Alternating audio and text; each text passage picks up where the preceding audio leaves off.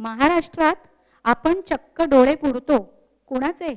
बटाट्याचे, कोण फळाचे, सुरणाचे, रताळ्याचे, अननसाचे, अशा प्रकारच्या अनेक फळांचे आणि भाज्यांचे नवीन रोपं घेण्यासाठी आपण डोळे पुरतो. म्हणूनच मराठी भाषेला रांगडी भाषा म्हणतात. तसेच डोळ्यात सरी येतात तेव्हा डोळे रडत असतात, अशी हळवी देखील आहे ही मराठी भाषा. असेच एक तरल व हळुवार प्रेमगीत सादर होत आहे. वळणावरी उभा होऊन मी पाऊस, विसरून डोळ्यांतली सरी, घे मज ओंजळीत. गाणे सादर करीत आहेत अतिशय सुरेल गायक गायिकांची जोडी अतुलजी.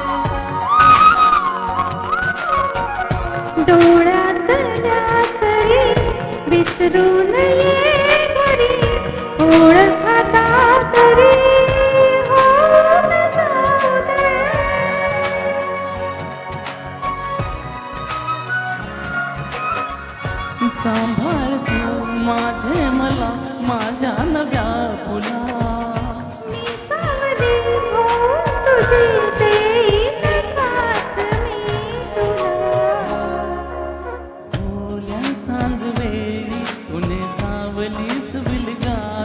तशी तू जवळी ये जरा दोऱ्या कागदाची कविता अंधशी व्हावी तशी तू